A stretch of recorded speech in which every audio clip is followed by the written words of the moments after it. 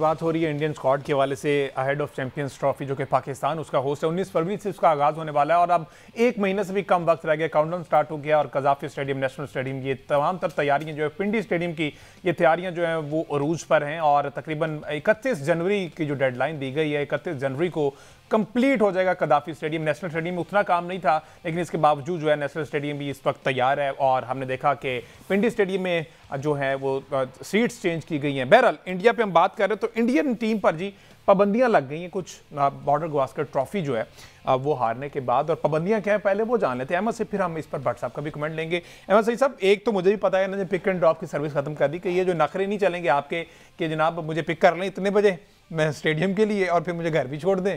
तो ये जो ड्रामाई अंदाज, ये जो फिल्मी एक्टरों वाले रूप जो है इन्होंने धार लिए हैं, मजीद कौन कौन सी हैं? ये जो आपकी मानी खैर सी हंसी है ये मुझे ज़्यादा जो है इस बात को बयान करने में ज़्यादा मज़ा दे रही है। इंडियन क्रिकेट टीम के लिए एक पॉलिसी डॉक्यूमेंट जारी किया गया है बीसीसीआई की जानिब से।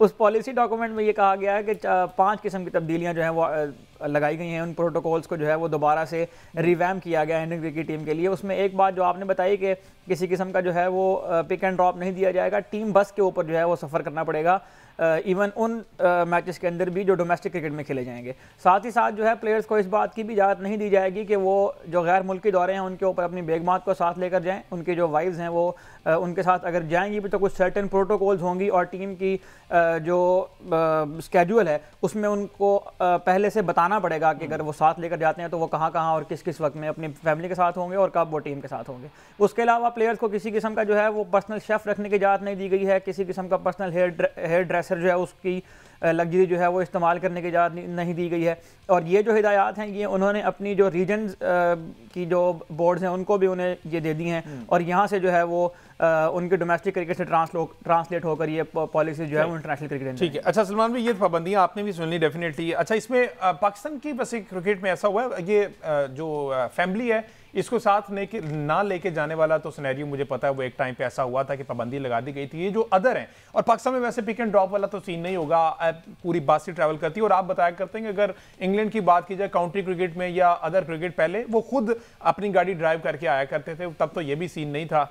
तो पाकिस्तान में इस तरह की कभी पाबंदियां लगी हैं? देखिए, पाकिस्तान के अंदर बिल्कुल इसके रूल्स एंड प्लेस हैं। आप टेस्ट टूर्स पे वाले जा सकते हैं और जब आप वाइट बॉल का टूर होता है, शॉर्ट टूर होता है, ट्रैवलिंग ज्यादा होती है तो यूजुअली इस चीज को अवॉइड किया जाता था पहले।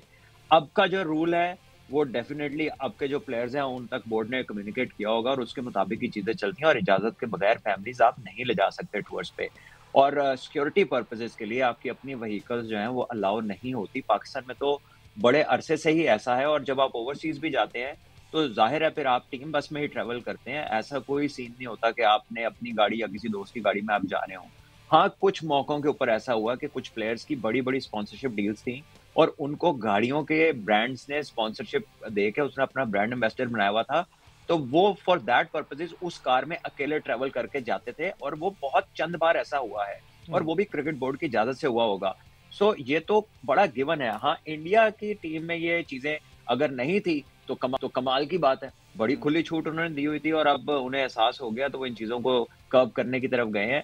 और लेकिन बाकी टीमों के अंदर ये ऐसा नहीं है। जहां तक इंग्लैंड का ताल्लुक है वहां पर तो ये कल्चर है क्योंकि वहां पे जो कॉन्ट्रैक्टेड प्लेयर्स हैं जिनके साथ कार की स्पॉन्सरशिप होती है वो अपनी गाड़ियों में ट्रेवल करते हैं और वहां पर ये कल्चर है बड़े अरसे से। अच्छा, इसके अलावा ये कोई और 2-3 पाबंदियां जो अहमद सईद ने मजीद बताई। अच्छा, इसमें एक चीज़ ये भी थी कि जो ट्रेनिंग सेशन जब चल रहा होगा उस ट्रेनिंग सेशन में तमाम प्लेयर उस वक्त तक वहाँ मौजूद रहेंगे जब तक वो ट्रेनिंग सेशन खत्म हो जाता है। जितने भी सीनियर प्लेयर हैं उनको भी ये अलाउ नहीं होगा कि वो ट्रेनिंग कैंप का वक्त खत्म होने से पहले जो है वो वापस चले जाएं, उनको खत्म होने तक वहाँ रुकना होगा। और ये ऐसी छोटी छोटी चीज़ें जिससे इंडियन क्रिकेट को नुकसान होता है। डेफिनेटली प्लेयर्स जो हैं वो बहुत ज़्यादा इन चीज़ों को बॉदर नहीं कर रहे थे। अच्छा सलमान भी, ये पर्सनल शेफ वाला मेरा ख्याल ये तो तकरीबन इंडिया की हद तक ही होगा या पाकिस्तान में भी हुआ, ऐसा कभी हुआ है? देखिए, पर्सनल शेफ वाला तो ये तो हमने कभी नहीं सुना एज क्रिकेटर्स कि आपने किसी ने अपना शेफ कैरी किया हो। आई थिंक ये जो एक्सट्रीम लग्जरी है, देखिए ये तो इंडियन क्रिकेट बोर्ड खुद अपने प्लेयर्स को देता रहा है। ऐसा तो नहीं है कि इनको मालूम नहीं था कि ये सारी चीजें हो रही थी। ये तो होटल ही अलग लेते हैं, ये तो उस होटल में भी नहीं रुकते जहाँ पे बाकी टीमें होती हैं। तो ये वही सारा कुछ है जो इन्होंने अलाउ किया हुआ था और अब ये इसको चेंज कर रहे हैं, वो उनकी मर्जी है। अगर वो अपने प्लेयर्स को अलाउ करते हैं या नहीं करते, is entirely their internal affair. लेकिन ये नॉर्मल जो बाकी कंट्रीज हैं उसमें ये वाली प्रैक्टिसेस नॉर्मल नहीं है। अच्छा, ये जो एक्स्ट्रा लग्जरीज होती हैं बट साहब, ये इंटायरली बोर्ड पे करता है या फिर कुछ परसेंटेज होती है? नहीं, हमें नहीं मालूम कि इंडिया क्रिकेट बोर्ड पे करता है या प्लेयर्स, लेकिन पाकिस्तान में जब फैमिलीज ट्रैवल करती हैं तो सब कुछ प्लेयर्स अपनी फैमिलीज का खुद बेयर करते अच्छा। हैं। और अगर वो होटल्स में भी रहती हैं जाके, या वो एक्स्ट्रा रूम अगर उन्हें बुक करना पड़ता है तो वो भी प्लेयर्स को खुद पे करना होता है। और अगर वहां जाकर एक सिटी से दूसरी सिटी की जो बायर ट्रैवलिंग है वो भी प्लेयर को चार्ज होती है, वो क्रिकेट बोर्ड नहीं करता। ठीक है जी, चैंपियंस ट्रॉफी के हवाले से हमने इंडियन स्क्वाड को डिस्कस किया, इंडियन के तमाम जितने भी मामलात रहे हैं बीसीसीआई की और कुछ पाबंदियां वो डिस्कस किया। थोड़ा सा पाकिस्तान के एक्सपेक्टेड जो स्क्वाड है, क्योंकि सिवाय साइम के, साइम अगर आ जाते हैं तो फिर इमामुल हक को एडजस्ट करना मुश्किल हो जाएगा। फ़खर तो ऑलरेडी वहाँ पर मौजूद होंगे, लेकिन अगर साइम नहीं आते तो इमाम की जगह बनती या फिर किसी और को ट्राई करवाया जाएगा। इस पर एक बहस है। बहरहाल वो कंफर्म हो जाएगा जी। ट्राई नेशन सीरीज़ जो होनी है उसमें जो वो स्क्वाड खेलेगा वो इंटायरली चैंपियन ट्रॉफी के लिए भी वही स्क्वाड होगा। तो अगर खुदा न खासा साइम फिट नहीं हो पाते तो सवाल तो ये भी उठ रहा है कि फिर अगर साइम नहीं है तो शान मसूद जो टेस्ट रेड बॉल के कप्तान है और वो खेल भी रहे हैं, तो वाइट बॉल में ओडीआई हमने खिला के देखा है, तो ये भी ओडीआई है, इसमें क्यों ना खिलाया जाए। तो सलमान भट्ट साहब अगर हमारे साथ मौजूद हैं तो भट्ट साहब, शान मसूद के बारे में कहा जाए। अच्छा चलें भट्ट साहब आ जाते हैं। और अहमद सईद साहब, कौन कौन सी अवेलेबल ऑप्शन हो सकती है? शान मसूद पे नो डाउट बात तो हो रही है। देखें, अगर तो आपने अपने अवेलेबल प्लेयर जो इन फॉर्म प्लेयर्स हैं उनका तज़किरा करना है तो यकीनन शान मसूद को आपको याद होगा कि जब ऑस्ट्रेलिया में वर्ल्ड कप हुआ था T20 का वाइट बॉल का, तो वहाँ पर भी स्पेशली उनको लेकर जाया गया था क्योंकि वो उन जो बाउंस वाली पिचेस होती हैं उनके ऊपर वो अच्छा परफॉर्म करते हैं। तो शान मसूद का तजर्बा यकीनन काम आ सकता है। शान मसूद टीम कप्तान भी हैं, टीम के साथ मुस्तकिल ट्रैवल भी कर रहे हैं, और शान मसूद का जो लिस्ट ए कैरियर है वो भी बहुत बुरा नहीं है। गो कि पाकिस्तानी क्रिकेट टीम के साथ जो उनका वक्त गुजरा ओडीआई क्रिकेट में वो बहुत कामयाब नहीं गुजरा, लेकिन लिस्ट ए क्रिकेट में उनके तकरीबन 5000 से ज़्यादा रन है, 15 उनकी सेंचुरियाँ हैं लिस्ट ए क्रिकेट में। तो शान मसूद भी अपने एक्सपीरियंस की बुनियाद पर एक ऑप्शन तो बहरहाल हो सकते हैं चैंपियंस ट्रॉफी में पाकिस्तान के ओपनिंग के लिए। अच्छा सलमान भट्ट साहब, अभी अहमद से भी मैं यही पूछा था और ये आम एक क्वेश्चन है सोशल मीडिया पर कि अगर साइम फिट नहीं होते तो किसी भी तरीके से ना वो इमाम को लाना नहीं चाह रहे, तो कह रहे हैं कि फिर शान मसूद चूंकि कप्तानी भी कह रहे हैं रेड बॉल में, तो उन्हें वाइट बॉल में खासा तजर्बा है, तो क्यों ना शान मसूद को ही ट्राई किया जाए, इन्हीं को कंटिन्यू कराया जाए। What's your opinion? देखिए, the opinion is that matters, और वो ओपिनियन है आकिब जावेद साहब का, असद शफीक का, अजहर अली का, जो कि पाकिस्तान के सिलेक्टर्स हैं, because they are the ones who are given this responsibility to take a decision and then be answerable for that decision. तो अब ऐसा है कि बिल्कुल शान मसूद भी एक ऑप्शन है, अब बिल्कुल इमाम भी एक ऑप्शन है, उन्हें क्या सूटेबल है वो उसके लिए जा सकते हैं, उनके लिए अब्दुल्ला शफीक भी एक ऑप्शन है।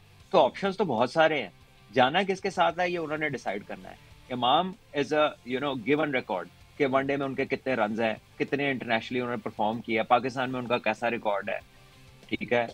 जो शान है उनका भी इंटरनेशनल रिकॉर्ड और डोमेस्टिक आपके सामने है।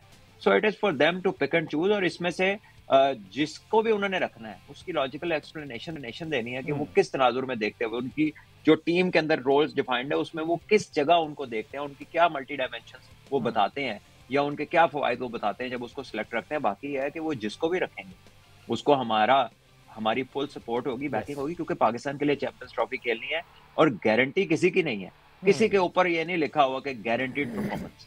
वो जिसको भी रखेंगे चांसेस हैं कि वो परफॉर्म करे, चांसेस है कि वो परफॉर्म ना करे। और हमारी सबसे पहले तो दुआ है कि साइम ही फिट हो जाए ताकि ये रौला ही खत्म हो। लेकिन अगर ये पड़ता है तो इट इज एनीबॉडीज गेम, इनमें से कोई भी क्लियर फेवरेट नहीं है टू गेट द स्पॉट।